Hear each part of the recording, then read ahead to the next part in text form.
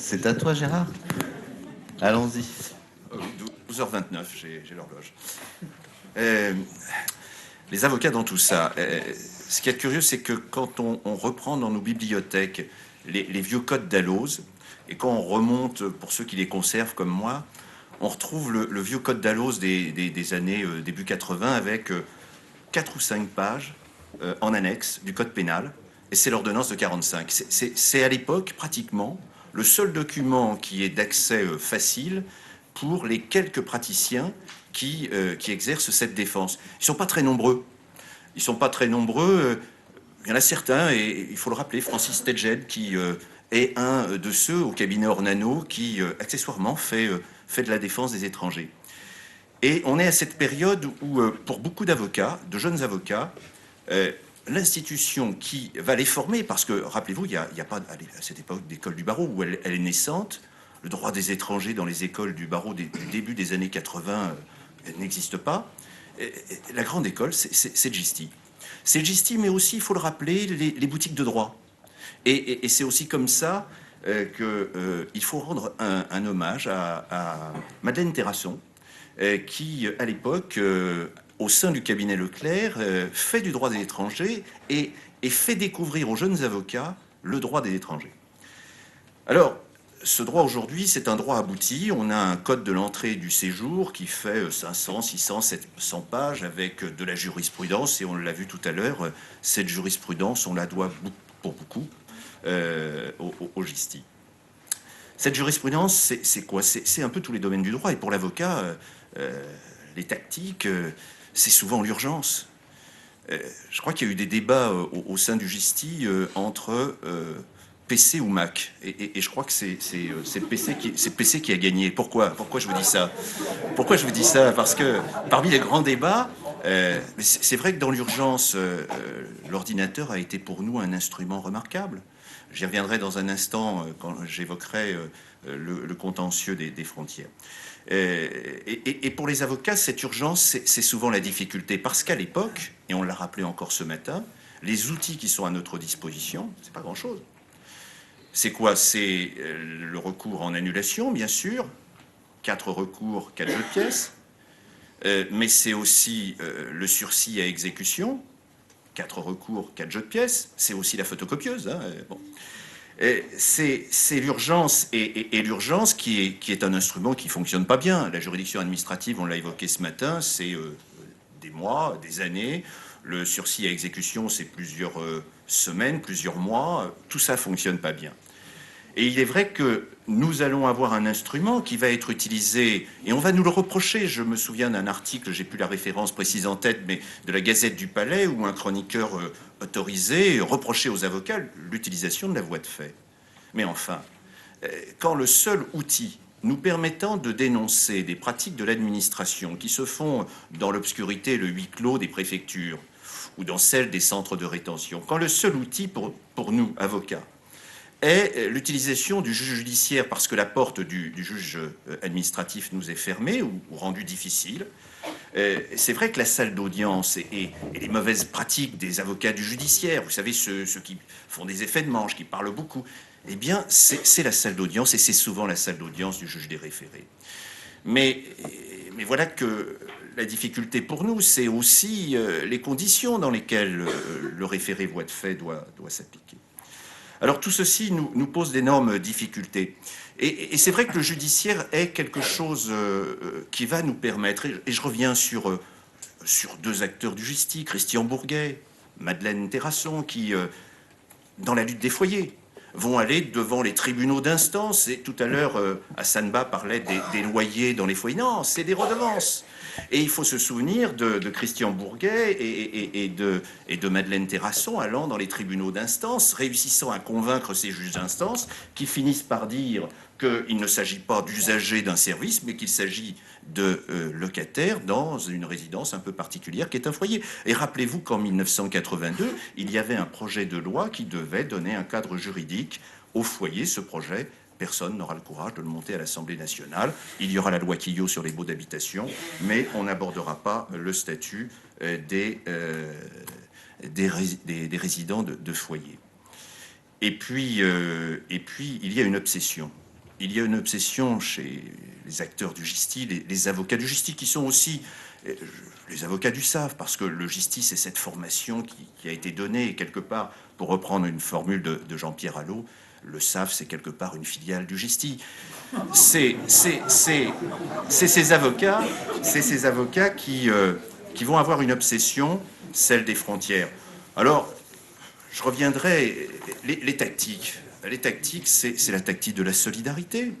Rappelez-vous, en 2001, ce bateau qui va arriver sur nos côtes et où plus de 900 réfugiés kurdes irakiens vont avoir un bateau qui va s'échouer dans des circonstances totalement folles.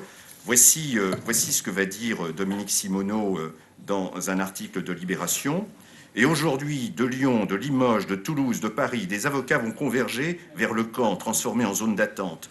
L'affolement des autorités devant cet afflux inattendu ayant entraîné, selon eux, de nombreuses irrégularités, ils affûtent depuis 2 jours leurs arguments juridiques et vont tout contester. D'abord la création de la zone d'attente, espace extraterritorial ainsi motivé par le préfet du Var, considérant la nécessité d'accueillir temporairement les passagers du cargo Est-Sea échoué le 17 février 2001 sur les côtes de la commune de Saint-Raphaël. Pour les associations, le GISTI, la CIMAD, la zone est illégale, ouvrez les guillemets, fabriquée pour les Kurdes. À la limite, la France entière pourrait être dénommée zone d'attente en fonction des circonstances, explique Claire Rodier du GISTI. Et c'est vrai que lorsque il aura fallu défendre ces 900 Kurdes, quelques appels téléphoniques et une chaîne de solidarité, et tous les avocats, du GISTI et du SAV d'ailleurs aussi, souvent d'ailleurs des deux, eh bien, vont quitter leur cabinet, prendre leur robe et venir au palais de justice de Draguignan pour assurer des défenses. Et sous la terreur d'ailleurs des recours qui devaient être formulés, le ministre de l'Intérieur de l'époque lèvera la mesure de privation de liberté et les intéressés pourront reprendre leur liberté. On parlait d'imagination ce matin. L'imagination, c'est vrai, c'est aussi notre outil. Le droit, la jurisprudence, mais l'imagination. Il se trouve qu'au Palais de justice de Paris, il y a quelques années, il y avait un garçon qui était dans une situation un peu curieuse, puisque avec la loi Pasqua de 1986, alors que jusque-là, il avait une carte de résident, qu'il résidait tranquillement sur le territoire. Certes, il avait commis quelques infractions auparavant, mais il vivait tranquillement. Et puis la loi de 1986 est venue remettre en cause sa situation, puisque on pouvait, en 1986, viser des faits antérieurs, des infractions, pour prononcer contre lui un arrêté d'expulsion. Et la situation de ce garçon va être tellement curieuse que d'un côté, la Cour de cassation, chambre criminelle, le 18 mai 1989, va dire eh bien, l'arrêté d'expulsion qui a été prononcé contre lui dans ces conditions procède d'un effet rétroactif de la loi pénale et de la police des étrangers même. Et à partir de là, on ne peut pas lui reprocher d'avoir refusé de se soumettre à cet arrêté d'expulsion. Mais le Conseil d'État, dans cette guéguerre qu'il y a entre les deux depuis un certain nombre d'années pour se refiler le bébé, parce que ce contentieux des étrangers, finalement, il est là, mais personne n'en veut véritablement, le Conseil d'État, quelques semaines après, va venir dire qu'on peut procéder à une application rétroactive de la loi administrative de police des étrangers, à ce même étranger, bien entendu. Et donc les deux plus hautes instances françaises, au niveau le plus important, vont venir se contredire dans une situation qui fait que ce garçon est venu frapper à la porte du juge des référés du tribunal de Paris pour dire, eh bien voilà, je suis dans une situation insensée et je demande la protection de la justice. Et dans une ordonnance de référé prise par le président du tribunal de grande instance de Paris, il y aura pour la première fois une très jolie ordonnance qui viendra placer cet étranger dans cette situation sous protection de justice, je cite. Et puis, alors, un dernier mot, puisque le temps nous est compté, 12h38. Un dernier mot, je disais l'obsession des frontières. L'obsession des frontières. Rappelez-vous le tribunal des conflits qui rend une décision le 12 mai 1997. Je disais tout à l'heure, dans un exposé qui est peut-être un peu haché compte tenu des limites de temps qui me sont données, je disais que l'urgence, c'est notre difficulté. La frontière, c'est notre obsession. Christian Bourguet, en 2 mots, il a eu l'astuce, à un moment, de dire au juge pénal, eh bien, attendez, vous reprochez à mon client d'avoir refusé d'embarquer dans dans un avion. Mais ce refus s'est matérialisé à la frontière juridique à l'intérieur de l'aéroport. Et là, on vient lui dire, mais oui, mais le refus, c'est la frontière, c'est la police de l'air et des frontières, c'est la ligne qui fait que de l'autre côté, c'est la zone internationale. Alors Christian Bourguet, quelques mois après, devant la même juridiction pénale, s'agissant d'un Palestinien qui, lui, souhaitait arriver sur l'aéroport et qui se voit opposer un refus, vient dire, mais attendez, vous nous avez dit que la frontière, c'est cette ligne juridique à l'intérieur de l'aérogare, et donc celui qui vient d'arriver, il est dans cette zone internationale et on ne peut pas lui reprocher quoi que ce soit, puisqu'il n'est pas encore en France. Et face à cette argumentation qui était pleine de bon sens, eh bien la même juridiction est venue dire non, non, mais de toute façon, la France, c'est l'ensemble de l'espace géographique à l'intérieur. Et puis, dernière chose, c'est tout ce contentieux, et je reviens au 12 mai 1997, c'est tout ce contentieux des clandestins. Et là, il faut rendre hommage à Simon Forman, qui a fait un travail dans ce domaine remarquable, qui avait en charge ce contentieux de ces clandestins qui, à bord de bateaux arrivant sur les côtes, et notamment du côté de la Bretagne, cherchaient à se débarrasser de ces clandestins.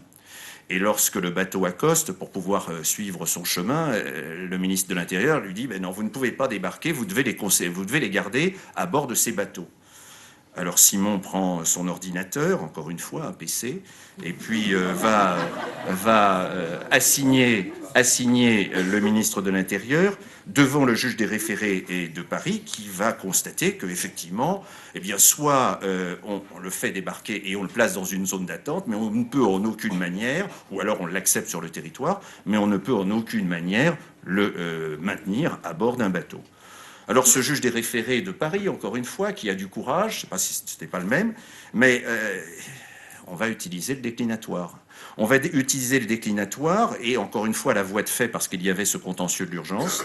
Et le 12 mai 1997, c'est une première, ou en tout cas ça faisait très longtemps que ça n'était pas arrivé.